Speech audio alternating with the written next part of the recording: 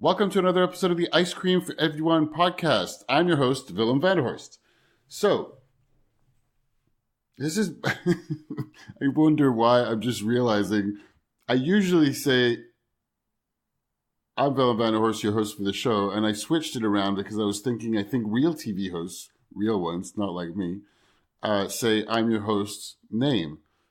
And that's what I was trying to say. I'm not used to saying it that way, and I'm sure I said it that way before. I just realized host, and Vanderhorst are almost the same word. Anyway, this is completely silly, but I'm your host, Willem Vanderhorst. Willem Vander, the host. Anyway, completely nothing to do with what we're talking about in this episode. So I had a fantastic conversation with Emma McKinley. Emma is a strategist, storyteller, and writer based out of Atlanta, Georgia. I located her while browsing through LinkedIn, as you know, what I do when I'm a little bit, I have a bit of free time for projects, and I'm both looking for guests and connecting with people in the wider strategy industry or creative industry. Or if I come across interesting sounding people, I'll look them up, look up what they wrote, or look at their website. And I thought that was the case with Emma, and I asked her if she'd be up for having a conversation, and she was. I'm not going to go over too much because we really talk about all this in the episode, but she's done a lot of different things. She's written a lot for a number of publications. She's done some public speaking, including events such as Pechakucha. And we talk about storytelling a lot. She usually refers to herself, and we begin the conversation there, as a griot, une griot, j'imagine. And it's a word coming out of West Africa and Senegal, I think it's Senegal, if I remember correctly. But we talk about that a little bit more. It's a storytelling tradition, essentially. So really, really great conversation, a lot of fantastic thoughts, stories of her childhood. As you know, if you listen to the podcast, you know that I like digging into those a little bit. And a lot of her views about creative communication strategy and marketing as well. So yeah, before we go there, just a little bit of housekeeping. Again, you're probably used to this unless this is the first time you listen. But I'm just going to keep repeating, because if you keep listening, I'm going to hope that at some point you take action. And the action that I'm asking you to take is, if you enjoy the podcast, then please leave a review and ideally a 5-star rating of the podcast on your favorite podcasting app. For a lot of people, that's going to be the iPhone native podcasts app, Apple Podcasts on your iPhone. And that's also linked, if you're on your computer for any reason, that's linked to your iTunes account. So if you type in Ice Cream for Everyone on your computer, you can find it. You can give the show a 5-star review or whatever star you think, but ideally 5 stars. And a review just saying a little bit about what you think of the show, what it's about, we appreciate. And it helps more people find the show. It helps me just keep motivated to keep producing episodes. And yeah, so it makes a difference. And or share it on social media. Share it on Twitter. Share it on Facebook. Share it with some of your friends. Send an email. Maybe if there's one person in particular you think they'll enjoy this episode. And or send me a shout. Just shout out. Just tell me on Twitter that you enjoy it. Or send me an email. So on Twitter, my Twitter handle is ICWillem, letters INCWILLEM. And my email is Willem, WILLEM, at icecreamforeveryone.net. Ice Cream for Everyone is all spelled out, which is the same address URL as my website, icecreamforeveryone.net. You can go on there and find out a little bit more about the kind of stuff I do in terms of marketing strategy, branding, advertising, communications. If you are looking for help on that side of things for your business, or for anything along the lines, or you have questions on how to do brand strategy, or how to present your brand, or how to sell whatever your products or services are, or how to manage your communications, don't hesitate keeping in touch. I'm pretty busy at the moment, which is one of the reasons I'm scrambling a little bit, and it's been more than a week since my last episode, and I recorded this conversation a little bit, longer than I was hoping to publish it in. I mean, I always planned for a little bit of delay between recording and publishing, but this is a bit longer than originally expected. Anyway, but let's not dwell on that. We had a really fantastic conversation, and listening to it again, I hope you enjoyed it as much as I did. And without further ado, here's Amma.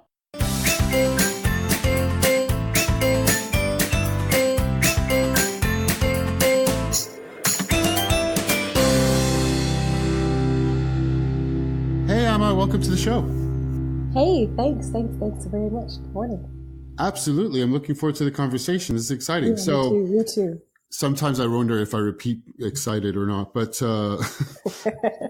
anyway, sometimes it's funny because being French, I can tend to be a little bit blasé in a slightly arrogant way, and Okay. sometimes I don't realize that. And but at the same time, I'm also have some American traits, and I do get excited about things. So anyway, so before we start, so this is where I thought we'd start. And we exchanged some emails and some notes about what we were going to be talking about, which was fantastic. And there was a word I didn't know, and I had to look it up. And it's a very interesting word, and it seemed like a good place to start. Griot. So do you pronounce? Is it a French word? It probably is. I know it in the context of West Africa, but I'm sure that it has some French origin. Apparently, it did, and I was wondering.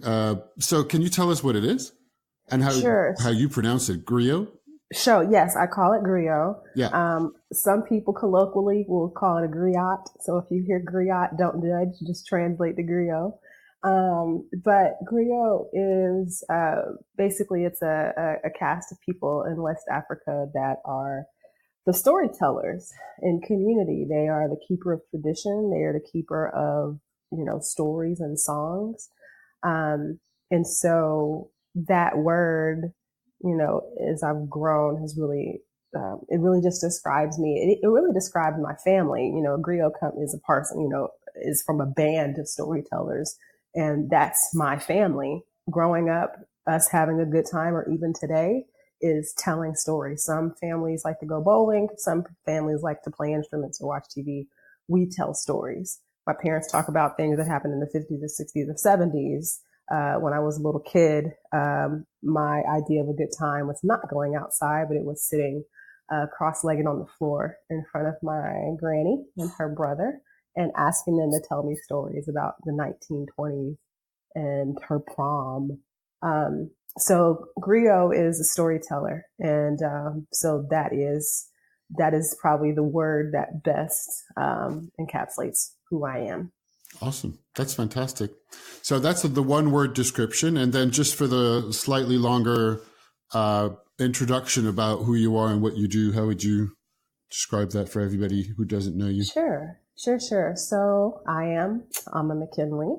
I am a freelance strategist. And let's see, I love to focus on things that have to do with the human condition and anything that speaks to a sense of community or tribalism or just innate human traits.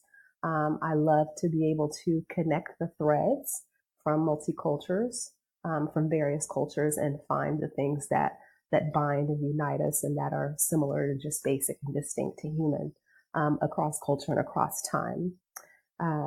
So that's how I would describe myself professionally, but we'll get into the rest. Absolutely. No, this is great. And you're based in Atlanta, is that right? Yes. I am born and raised in Georgia, moved around quite a bit. And then I am, back in Atlanta. This is home. Cool. Well, and as a strategist, I thought about this as a question because it's great that we start on the storytelling side of things. Storytelling is it's quite used in the advertising, creative communications industry, right? Do you think yes, oh my God. Yes. Do you think it's underrated or overrated as a word? That's a really good question. And I'm biased and probably have some very strong feelings about this. So I think that it is very used, but I think that it is perhaps underrated, and perhaps underrated in the sense of quality or passion of storytelling. So humans, we are innately storytellers. We gather around, we would gather around fires and tell stories and look at the stars and create stories and watch the wind blow and create stories. So that's who we are. Just as a species, we are storytellers, and this is how we pass our traditions from generation to generation. But I think it's underrated in the sense of the quality of the stories that are told through communications. It's become more about just putting out content as opposed to, going into the depth of stories. I think you have a few brands and agencies that are brave in the stories that they're willing to tell. But I think it's underrated because as a industry, I don't think that we're very aware of the power that we have, especially when we're able to tell brave stories or dig deeper into, again, like the truths that are across culture or the truths that are across time. I think, and I've seen this working with clients, that sometimes just the safe bet of the story is we're authentic. We keep it real.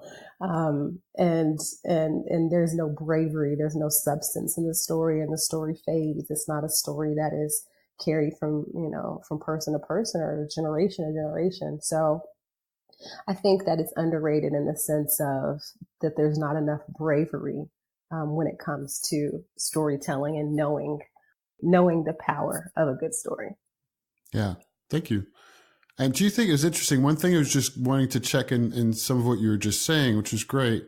When you say we have the power to tell great stories, I think I'm not exactly quoting you, but I was just wondering, who was the we? Did you mean we in general, human beings, or in particular within the creative industry, some group of people? I'm speaking especially within the creative industry. And did you think people, agency, on the strategy agency side, clients, everyone? Yes, on the strategy side, on the agencies and client side. So I think that innately strategists, planners, like, we love to dig and look for the aha moments and look for the truth of who people and things are. Like, that is our gift to the world. That is our profession. But I think that when it comes to how does that translate, I love what creatives are able to do. And of course, it is a very sacred craft. But I think that there's got to be bravery on the side of clients, or maybe even what we present to clients as the strategists, as the creatives, to be able to say, like, we know the safe bet, but perhaps let's go a layer deeper. No, everything isn't going to be, if you're selling shoe polish, it doesn't have to be something about, we're saving the human condition. But if there's a way that we can be even a little bit more authentic, a little bit more brave, to be able to tell a story that matters, and matters in the sense of, lasting or connection. I think that that's really the word, is that, when we are in this industry in creative or communications, we're trying to connect. A message isn't received, or is not a successful message if it's not received on the other end, or if it's easily forgotten. So I think that if we can communicate in a way that begets some longevity, sincerity is a part of that. And if we're just willing to go a little deeper and say, why is this going to matter? And will it matter in a month? Will it matter in a year? Then the quality of the stories that we tell, they will be stronger, because we've spoken in the instance of longevity, the truth that is long living, rather than something that's just to fill a content hole on a content calendar. Yeah, that's great. And so overused but underrated at the same time. Yes. And particularly in working for brands, creative communications, marketing and advertising, I agree with you on everything that's going on the story side, but I also tend to think that it's not, maybe because it's overused, we tend to think we need to tell a story, but sometimes it's not always needed to achieve whatever challenge we have to sell more of the things that we want to sell. What do you think of that? Do you agree? Or do you think that storytelling has a particular role in some kinds of challenges or communications? Or that is a really good question. And I feel like you're being a really good devil's advocate right now, like challenging the Griot. Possibly. But it's open. I'm not trying to trap you or anything. No. That's really good. That's really good. And The Devil's Advocate was a really good movie. Let me see. It was a while ago. It was a while ago. It was. But I think, again, that's a, bringing this into conversation, that's a story that's lasting. It was something, but okay, I won't get too woo-woo and philosophical. Bring it back. Does everything need a story? Well, we will go woo-woo and philosophical, I hope. If we manage. Stay tuned. We're only a few minutes in. Let's see. So does everything need a story? I think that I'm going to say yes. And I think that the story is in the skill of the storyteller. So if I'm selling shoe polish, um, it could be about, the communication could be about its benefits and its value proposition. And that's not a story per se, but it could be Bob's going on a date. Bob doesn't want dry shoes. Bob's gonna like that is a story, but it's the quality, it's just ill. And so there's still so many ways that you can tell a story using that product that talks about sentiment.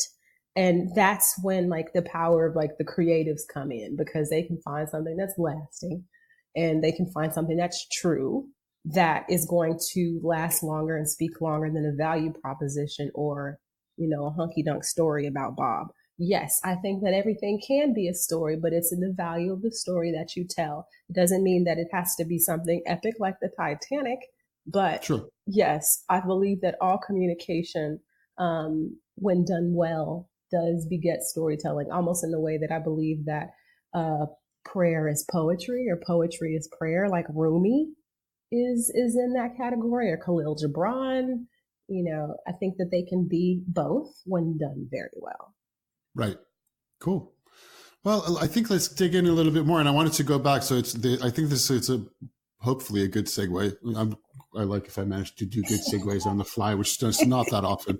But let's dig into like what kinds of stories do you like? And going back to you being a child in Georgia and sitting in to ask stories of your grandmother or grandfather or both? I can't remember. My granny and her brother, they were my first and favorite storytellers. Awesome. So what did you love the most about their stories? How was it? I think that like for being a child, where you have to sit on the ground cross-legged and you have to really strain your neck up to look up as high as you can because you're so little and they're so big and so old sitting in a chair. Like even just the theater of the moment, I remember just the strain in the front of my neck to be able to hear and to pay attention. But also like being a child and trying to imagine a time that I was not there. So I was 6 and my entire world was around me. There was no thought of politics or, taxes or student loans or even vacation. Like that was not in the mind of a 6-year-old. So then to be opened up to a world, not just outside of our house, but before the house was there, was just baffling to me. So, to think of the time my granny was born in 1913, how is that possible? Oh my goodness. Wow. And I always remember, I would think that was amazing because she was born, around the time that the Titanic sank. And that was just huge to me because I remember learning about it in school or having some kind of pop-up book. And I think that was probably the oldest thing that I could like pinpoint in my small 6-year-old brain was, oh, that was so long ago. It was around the Titanic. So, I love that they were able to create a world for me. And I think that I would have to credit her and my uncle, her brother, with creating a sense of the past. I think that they were the ones that introduced history to me because it was before me and it was real and they could talk about these things that they remember. And I did that with my granny and my uncle until they passed away. And I continue to do that with my parents, with my godmother, who's 88 years old. Anytime that I could get a sense of history through someone else's eyes and through their autobiography, I think that's what I love about just the person to person storytelling. Thank you. Do you have siblings? Yes, I do. Yeah. Did they spend time with you? Sorry. Go ahead. I am the youngest of 4. You're the youngest of 4. Oh, cool. Boys, girls? There's 4 of us in my family, and the last one's a girl. There's 3 boys, then the last one's a girl. Oh, bless her. So, no, all girls. I am okay. of 4 very loved and spoiled girls. Fantastic. And how did you? So a lot of storytelling with your grandma, your granny, and how else? Like, how was it growing up? What kind of environments you grew up in? Because I don't. Well, number one, I'm interested in the question, but I also don't know anything about the South. I was just listening to a podcast episode of Love Plus Radio yesterday, and it was all about Richmond, Virginia, and I realized I really don't know. I mean, and it's not Georgia, but I don't know anything about the South in general. Is what I was realizing, basically. That's so interesting because I feel like your question is, regarding the South is almost like asking a fish to tell you about water. Probably. So that's really interesting. So I'll try to answer that through my experience. So born and raised in Augusta, Georgia, right outside of Augusta, Georgia, which is the home of the Masters Golf Tournament.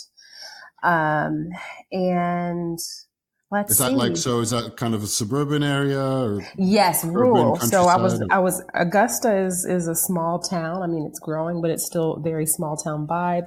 And then I grew up in a rural area outside of Augusta. And so, deer and rabbits and raccoons in the backyard and people riding horses down the street in front of our house. For a senior prank in high school, there were 3 guys that drove their John Deere tractors to school, and we just thought that was the coolest thing. Like, that's how okay country. That is how country. Usually John Deere tractors I would associate with the countryside more than suburbia. Yes, we definitely were we were definitely some distance past suburbia. We had to drive through suburbia to get into town. Got it. When my parents built the house out there about 25 years ago, it was definitely very rural.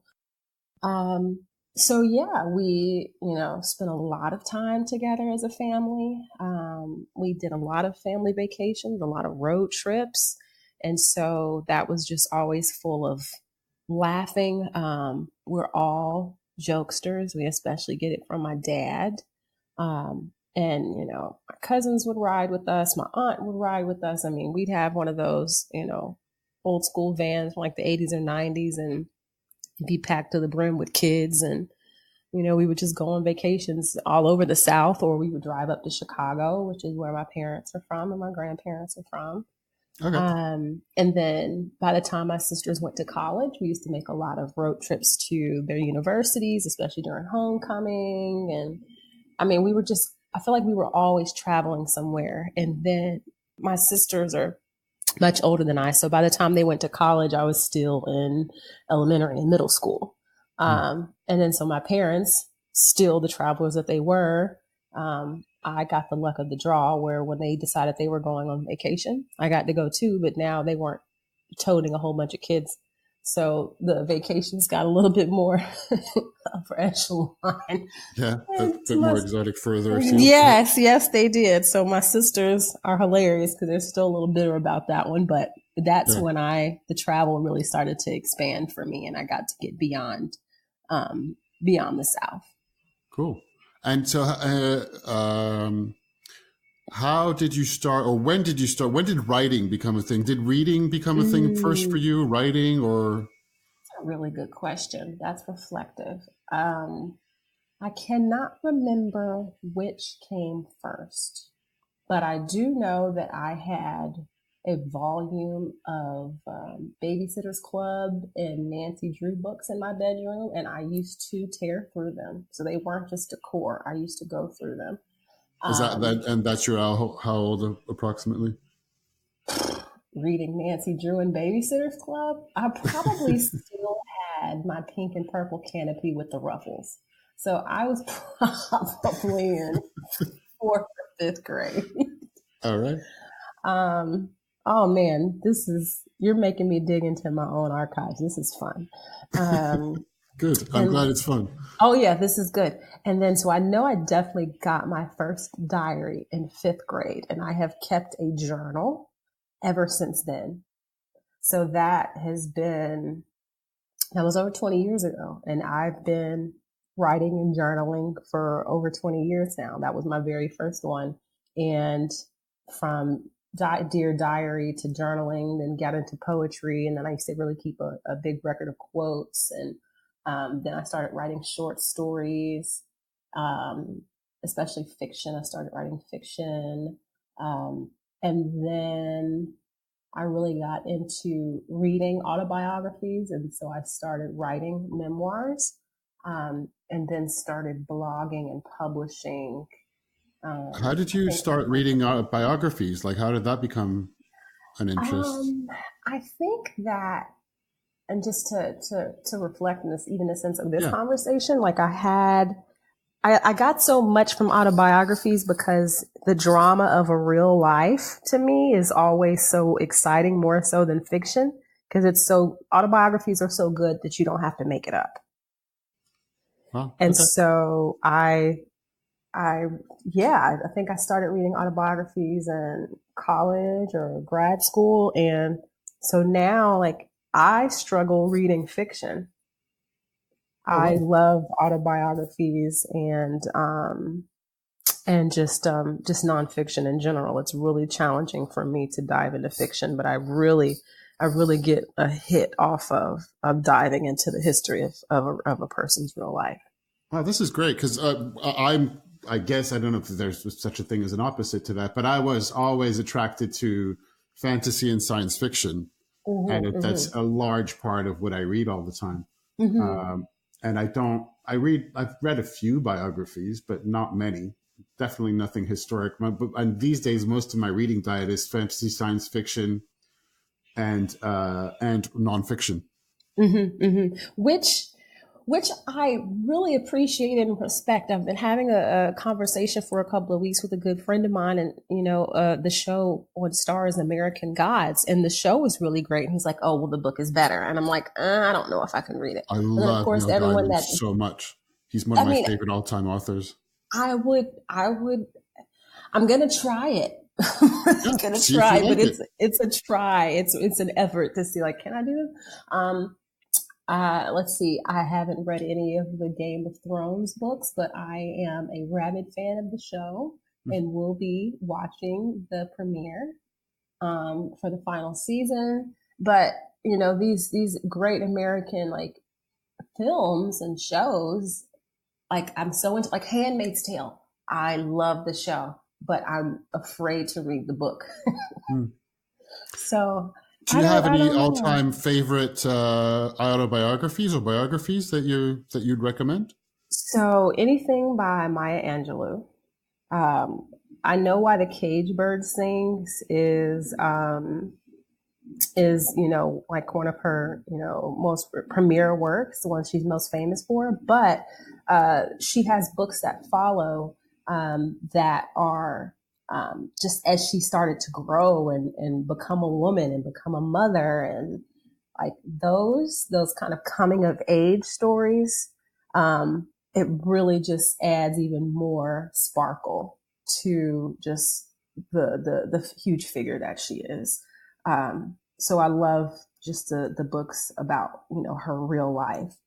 Um, and then more recently, last year, I read Trevor Noah's Born a Crime, Oh yeah, and that's been on my radar. it is so good. And I recommend the audiobook.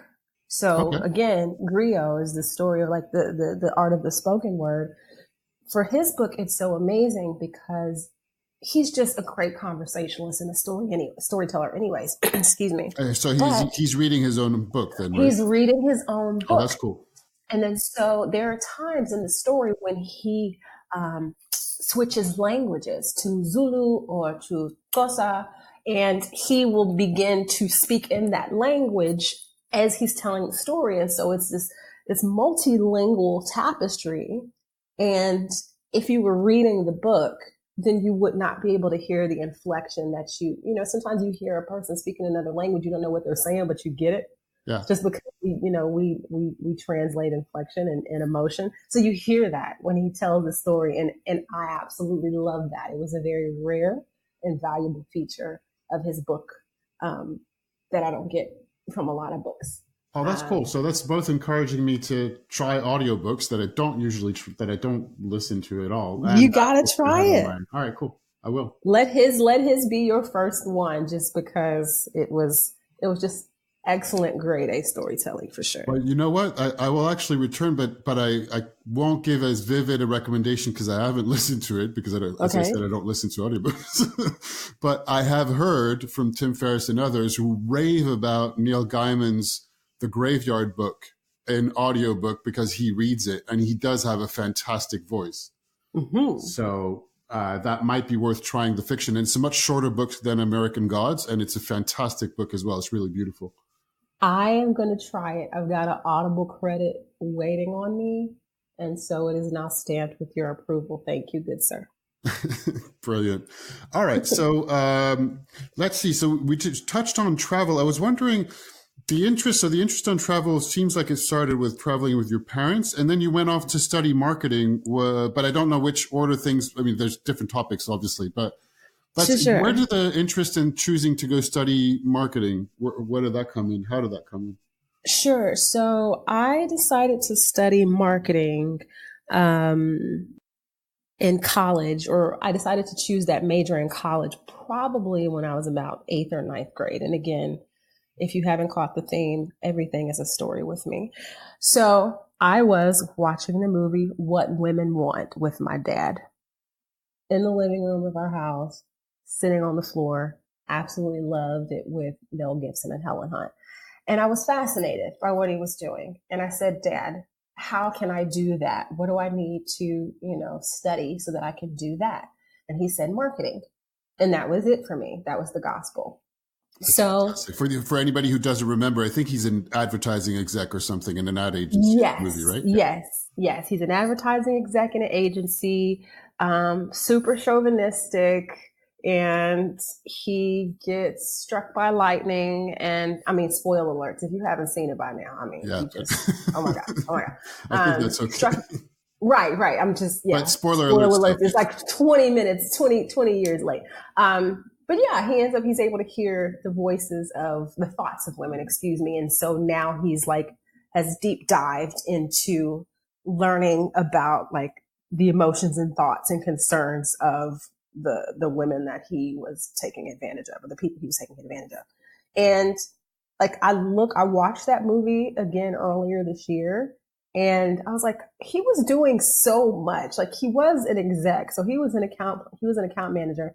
But when he's going out and listening to thoughts, he's a planner. He's immersed in people and trying to understand, and he's a creative who's making the ads. It was not accurate whatsoever. But for me as a child, it was basically, I got to see the parts that come into making good work in advertising.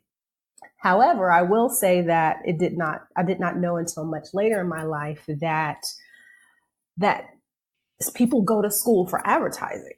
Yeah. And so if you grow up in small town USA and you don't know anybody in this industry, you don't have educational institutions around or have a knowledge of these educational institutions, then if you happen to be sparked by the interest, then you get there any way you can. So for me, it was marketing. I didn't know that, that there were advertising programs. And so when we talk about, in the industry, things like pipeline, it's not just getting more people into advertising majors or getting them to go to portfolio schools. I think it's also, going into other majors, and other fields of study to see where people have skills and education that's applicable into this industry. And so I was a result of that. I had no clue I wanted to be in this industry a very long time ago, and got here through my own ball of yarn, curvaceous way. Yeah. But yeah, so that was how I ended up majoring in marketing. And so I went to undergrad, majored in marketing, did internships within different facets of marketing. And then you did some internships in different countries as well, right? Yes, I did. So my very first internship was in Seville, Spain. How did that come about? Was it? We had an exchange student in one of my high school classes, and I promised her that I was going to come to Spain this summer after my sophomore year of college. And so that's just how it worked. I ended up finding this program. I was a huge Spanish nerd. When I was in high school, I used to read my dictionary for fun and conjugate my Spanish verbs for fun. Wow. I was such a nerd. It was great. And Okay. so yeah, I just found the program and I wanted to work in advertising. And so I ended up working for a small creative shop in Seville, Spain. And I ended up, I had to create my own project. And so I created a project there about the multicultural groups of Southern Spain. So again, I was doing, consumer research and even then, and just trying to learn like who are these people and what interests them. And I noticed that there were no multicultural ad campaigns at the time in Spain or in Southern Spain. And so that was what my research was geared towards, was, identifying these groups and learning about them and buying power and such. So that was my first internship. The second one, I was at HBO in Manhattan, working affiliate marketing. I'll stop you for a second before you go there. Sure. A recommendation, because you're making me think about it, and it's right on my shelf, and I'm looking at it. Have you heard of an author called Jason Webster? Maybe not. He's not very famous, but okay. I really, really love him. He's a British man who's been living in Spain for a very, very long time. And talking about Southern Spain, I mean, his first book is called Duende, and it's all about flamenco culture. His second or third, I can't remember, is called Andalus. And in this, it's both a travel and exploration book. He picks up and meets a young Moroccan who's picking fruit in southern Spain and Andalusia, because a lot of that, they grow fruit for the rest of Europe. And they go wandering around all of southern Spain looking for the remnants of Arabic and the Moorish culture that was there for 1,000 years. Yeah. And how it's still there or not there. And so it's both a travel and exploration and multicultural book, and it's fantastically written. This is nonfiction. Yeah, nonfiction. Travel books is also my own. I have a lot of travel books. Oh yeah. Okay. So this is very exciting to me, because when I was in Spain, I lived in Andalusia and did travel all over Andalusia and did get to see the Moorish remnants, and then went to Morocco and it was a super quick, like 3-4 day venture through Morocco, from the Strait of Gibraltar all the way down to Fez. And it was super fast and it was amazing. So I absolutely, what that book is talking about, I've been to several of those places. The Alhambra, which is amazing. Oh, I still haven't been, actually. I'm embarrassed to say. But I have been to Seville. That was when I was dancing flamenco for a short while, and I have the proper shoes that I still haven't used in ages. Impressive. Do you have the pants? Because I think that men in flamenco pants are a service to humanity. Are they? No, I don't have the pants. I don't know that I could wear them. Maybe I'll pick up lessons again. It's been a while, and I only took lessons for a couple of years. My older brother got married in Andalusia. Awesome. My grandfather's from Andalusia. Well, Catalonia, in Andalusia. And, so you are French and American, and you dance flamenco. And Dutch and Spanish. So technically, my grandparents on my mom's side is Spanish. My dad's side is Dutch, but I was born in the States and raised in France. I would give you a high five right now if this wasn't digital. You do audio podcast high five.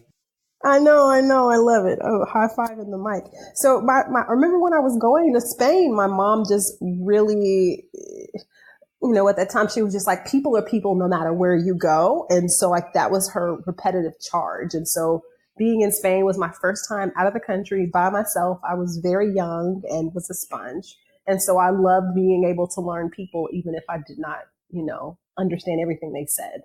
And to be all over Spain, and to go to visit Portugal, to be able to go to Morocco, it was so eye-opening for me. And then eventually, spending time in New York, which is its own lab, and then spending time in Mozambique, which was amazing. And so that has been the charge for me, kind of just at the onset for me, how I approach storytelling and how I approach culture and how I approach strategy, is just that people are people no matter where you go. And so I've looked for the string that binds us wherever I go and whatever my work is. Awesome. Fantastic. And from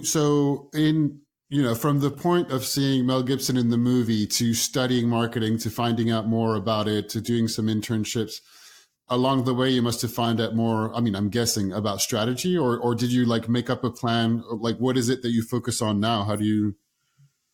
So it took a while Yeah. for me to learn about strategy, and I did different things in marketing and social media, and I even did recruiting for a while, and content strategy, and then focus more so on the writing and blogging and speaking at conferences and events. But it wasn't until maybe 2016 or early 2017 that strategy landed in my lap. And I'll say it literally landed. I was just frustrated with the professional prospects and was speaking with a mentor of mine, and he said, explain to me what it is that you want to do. And I told him, he's like, oh, that is a profession. It is called planning or strategy. What did you say how did you describe what you wanted to do? I do Or how not do you remember. describe what you wanted to do? I don't remember how I described it back then, but it was probably like, I don't know. I was probably possessed by a muse, and the muse spoke. I have no idea what it is that I said, but I'm sure it was probably something along the lines of like identifying truths, understanding people, and being able to help clients solve business problems. That's probably what I said. Or if it wasn't, that's what I would say. Something in That's that how I would regard, yeah. define it now. Yes. And he told me about planning, and that was it. I took off. And so, yeah, that must have been early 2017. The Portfolio Center here in Atlanta, or Miami Ad School at Portfolio Center, was having their first strategy boot camp starting that fall. And so I was a part of the first class. So advertising is a career change for me. Yeah, being able to bring in everything, all the experience that I have, all the education, all of the travel. My very first weekend in boot camp, when I was just, going through, detailing for our instructors, Archana and RP Kumar, just talking about just the work that I've done. It was so validating from them to be so experienced in the field and say, like, the best planners have the most experiences. Planning isn't something that you read out of a book. It's, you need to bring in your understanding of the world in it. And I've seen a lot, and I plan on seeing a lot more. And so because my career has not been linear, I didn't gel with any industry or company that was looking for a linear resume. Yeah. And planning is the one place that says, everything that I bring to the table is needed and very valuable, that divergent people belong here. And so this is absolutely what I was meant to do. This is my true vocation. That's fantastic. That's great to hear. And thank you. It is. And I had the same kind of experience, and I don't have a linear career at all, which is also, I think, why I really enjoy talking to people who have very varied experiences. Mm-hmm. Did you recommend, because I'd also never really formally studied this either. Although, I mean, through books and conversations, and then on practicing on the job more than anything. Do you recommend those kinds of boot camps? One, and we talked a little bit about the fact that there are now advertising programs and this kind of boot camp or more formal strategy courses. And at the same time, it's valuable to have world experiences in different areas. So you could see those things as contradictory. So I don't know. I was interested in having any of your comments on how that program was at first thing, and then the second on just any thoughts you have for people who are either looking to go in that kind of career, how to take the fact that both the world experience and some kind of training are useful. Sure. So I would recommend the boot camp, a boot camp, if you're interested. How long is it? Sorry, how long is the boot camp? It was 10 or 12 weeks. It was really rapid fire. All right. And so I would recommend it to anyone, to an experienced professional who is interested in making the change to strategy. I think that if you come into the boot camp right after school, that it may be challenging, especially if you haven't had, any internships in planning or been exposed to planning in any way, just because it can then be a bit of a challenge. I've seen for someone to be able to get a full-time role afterwards or to get an internship, it can be challenging to get started if you don't have any other professional experience. I mean, yes, there are junior roles out there. Yes, there are internships. But there were a lot of people in my class who were professionally experienced before coming into strategy. And I've just seen it be able to help create like, just a grounding to be able to pull from experiences, whether you've done client side work or whether you've, been a professionally trained ballet dancer, as one of my classmates was in boot camp. He danced professionally around the world for 10 years before he decided that he wanted to try planning. And so, yeah, having some kind of basis of relevancy or reference, I think is really important. But it's valuable because I've been trying to get the attention of people in the industry before that, and could not get a hit. But after that, it immediately kind of, there's so many alumni or people who have been through the boot camp, and so they immediately know the quality, and they're of all levels of title within their agencies or whether they're freelancing. And so it puts you in a group of people who get it, and it really shows people that you're hungry. And so I can't speak more about it because I wouldn't have been able to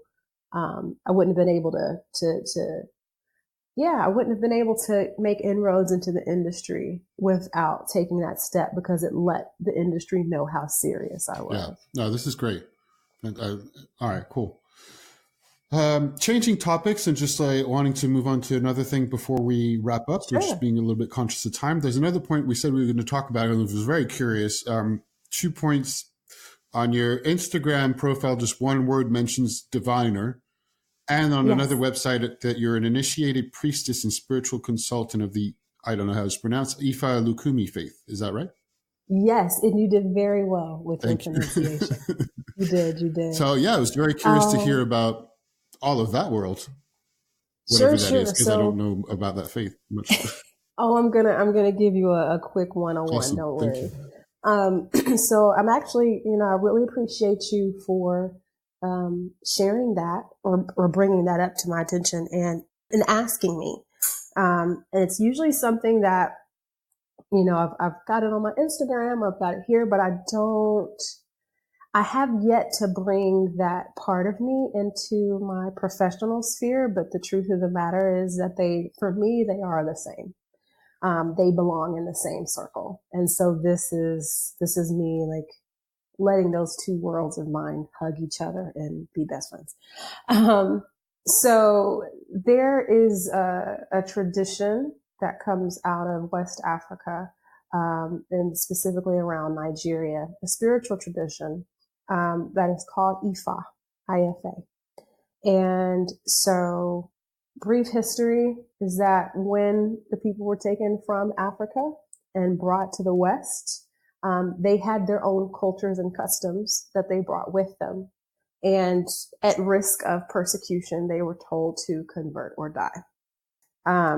Many of them were clever in that they were able to take Catholic emblems and be able to, say, fill them with their sacred implements or objects so that they could still keep the traditions and beliefs of their homeland alive.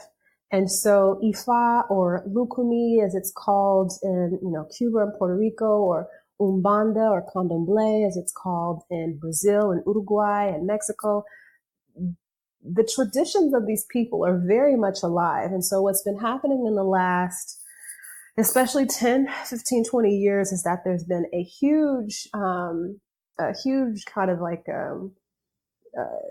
revival, new string resurgence. of resurgence, we'll call it that, there's just been a huge just drawing for people of African descent in the U.S. to begin to learn more about the historical context of these spiritual practices. And so there's, pop references where, people are talking about Beyonce's Lemonade video or Lemonade Corpus, and some of her, performances, or bringing in a lot of Orisha reliefs. Orisha are like the divinities of the practice.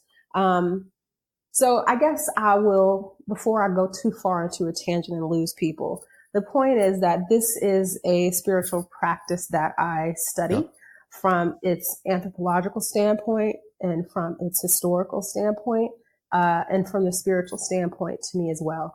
And it helps to ground me, even, going back to the beginning of the conversation, being able to find the common themes and threads throughout humanity and throughout time. In school, we all studied the pantheon of the Greek and Roman gods.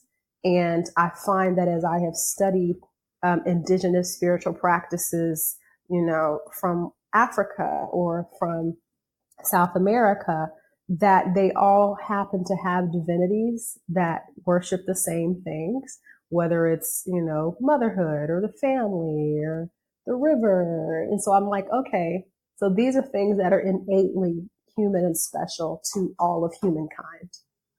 And it's just interesting to be able to look at the world through the lens of, to find relevancy in today's world through a lens of ancient spirituality.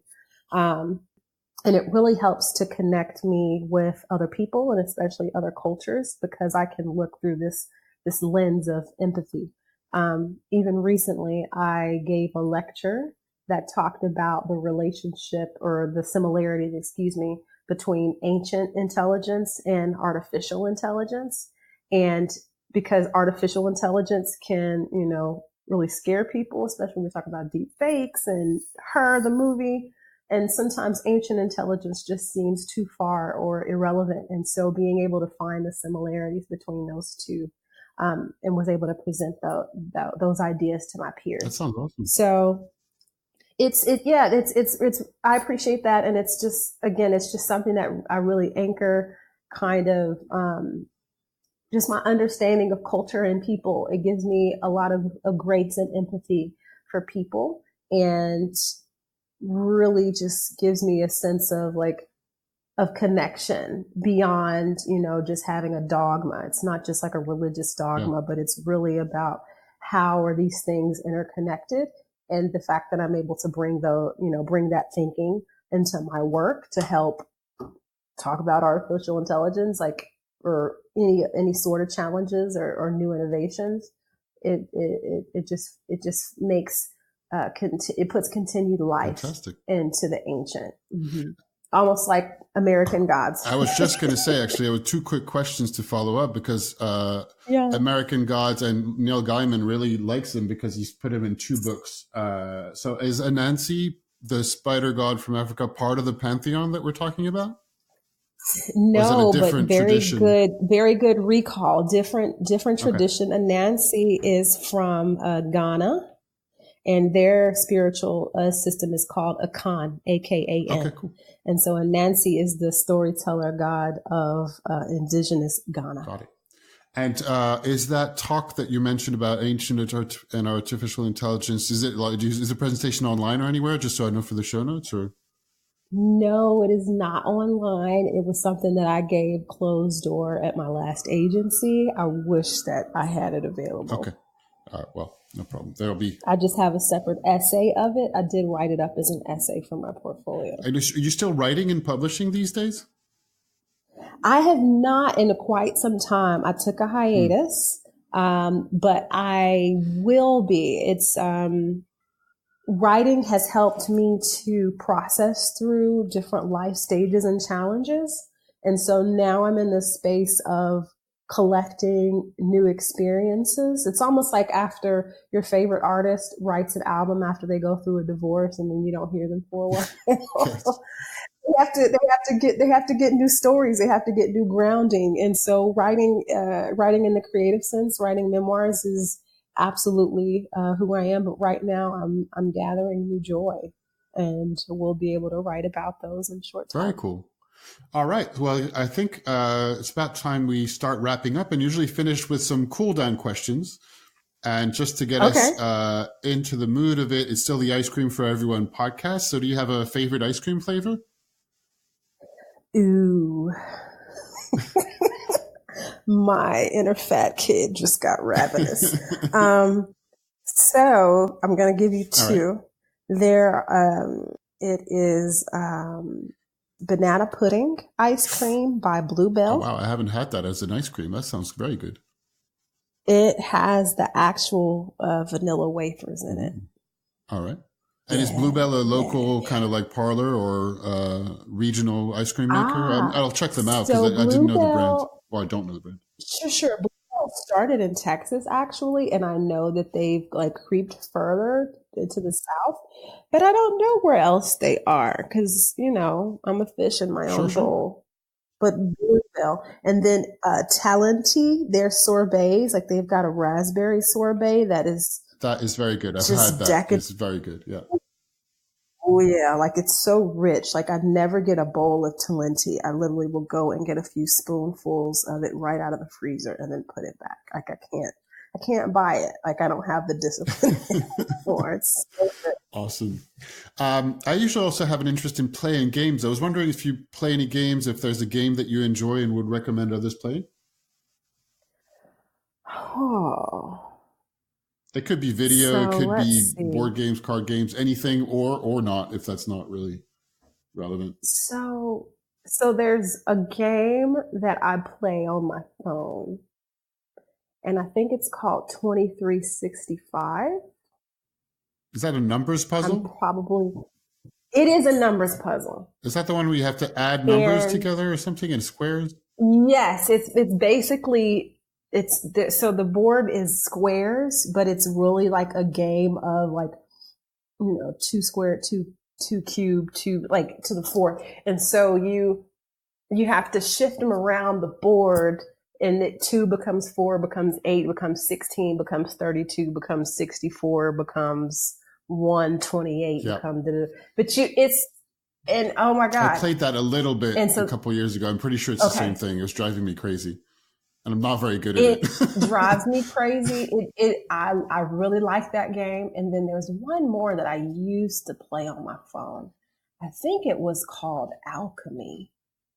And it was such a funny little game. And it wasn't even the best designed game, but they had like little icons of different elements, and you would drag the elements together to see what you could create. And so like, if they might have a hydrogen atom and an oxygen, and then you put them together and you've got water, and then you get 2 waters together and now it makes an ocean. And then you put like, I think it was called Alchemy. Oh, but that was a good one. I want to find it. It drives me crazy because like there's innumerable like combinations of things that you can create. And you get really surprised by like somehow you go from H2O to a robot, and you're like, wait, what? It's a silly little game. Cool. Yeah, I used to play that years ago. Another question I started asking, and I'm particularly interested in you as a writer. Do you take notes? And if yes, like how do you take notes? What do you use? What kind of notebook do you use? That's a really good question. So for me, like sometimes if I'm writing, like if it was a new article, a new blog article, or memoir piece that I would come up with, sometimes I would just get one line to pop in my head, or I would hear it and then I would just jot it down on my phone, so it's in the cloud. I can get it from my laptop or my phone. What do you use? And then sometimes what app do you use for that? I just use notes. I don't even, I've seen a lot of people use Evernote, but my notes app on my iPhone is connected to my notes app on my computer. And so I can it's right there in the cloud, and just simple, and write a line. And like, sometimes the lines will accumulate over time. And then I'll just sit down and write and write and write and comb and comb. And I know that a piece is done when I can read through it 5 or 10 times and I don't have any edits. It can be really, really tedious. And then even if I am if I'm creating a lecture or like a spoken word piece, that also starts with the writing as opposed to, some people, like if it's so interesting because now I'm processing myself. Yeah, I have to write it out as a speech. And to write it out as a speech, I have to speak it, and then I write it, and then I edit it, and then I cut it into pieces, and then put the images with it. On that note, just because I'm thinking about it as a quick recommendation, I don't know if you read or anybody listening, some people listening will have read the Wait But Why, Tim Urban's blog and website. He wrote a fantastically long piece about, he only writes long pieces in general. I love his blog. And that one is about how he prepared for his TED Talk. So there's one whole part about procrastination, because that's what his TED Talk is about. But there's a whole other part on where he distinguishes and puts aside the different ways in which, he distinguishes, I guess, levels of readiness for a spoken speech and lecture. And I've seen this kind of thing elsewhere as well, like from, speaking off the cuff completely to having bullet points and notes and speaking from them, to writing it, but not owning what you've written yet. So it doesn't sound like you're the author, even though you wrote it, to like assimilating so much that you've written every single word and you've practiced so much that it's a performance. Yes. So I'm going to check that out, because for me, it's the latter. And, eventually when I do my presentations, it is, Pachakacha really helped to ground this for me, but I don't like to put bullet points on my presentations.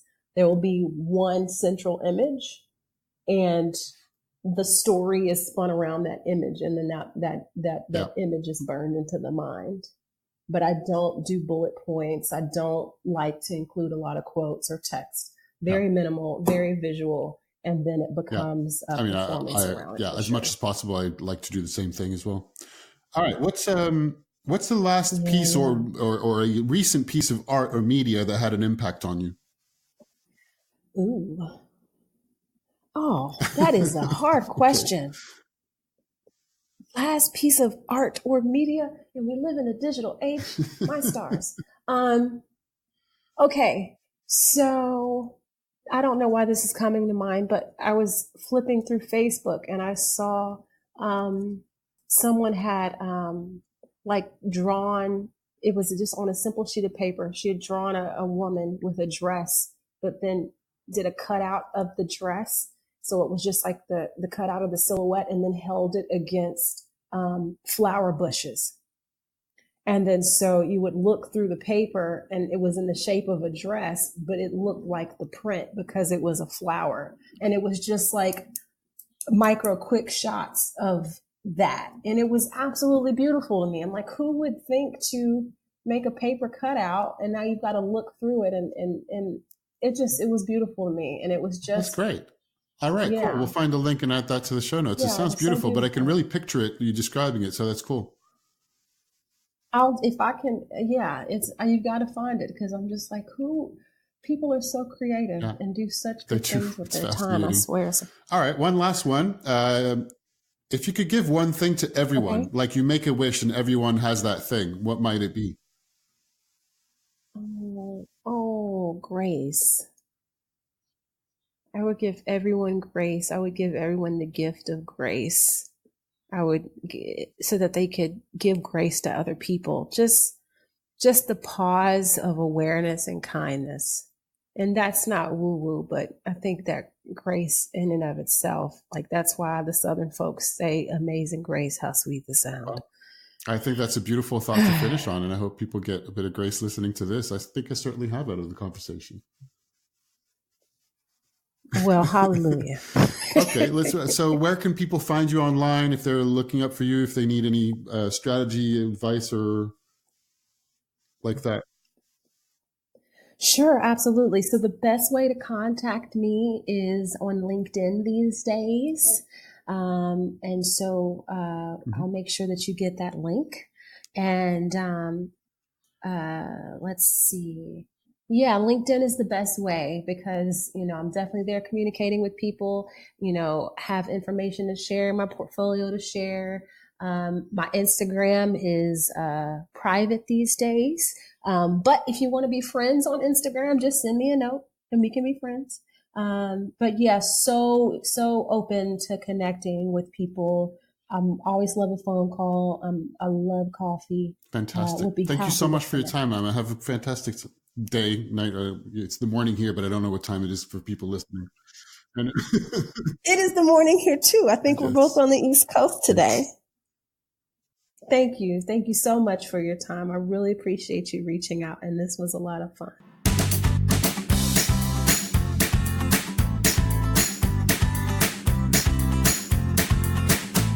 All right, that's another episode wrapping up. Thank you so much for listening all the way to this point. And if you did listen all the way to this point, I hope you enjoyed it. And as I said at the beginning, if you did enjoy it, it'd be awesome if you just share it with a friend. Tell more people. I just want more people to be listening to the podcast. And ideally, if you can, just give the show a rating and a review. It helps other people find the podcast on whatever algorithmic magic all the podcatchers are working on. And sharing it obviously lets your friends in your community know about it, and it encourages me to keep going with it. And if you tell me you're enjoying it, I know that there's some people out there that for whom it matters and it makes a difference. So just if you give me a shout, you tell me on Twitter, that is hugely appreciated when you take a few seconds or a couple of minutes to do that. I think that's about it for now. So yeah, thank you very much. I'll be back with another episode very soon. Have a fantastic morning, evening, afternoon, night, whatever time of day or night it is for you. All right, bye.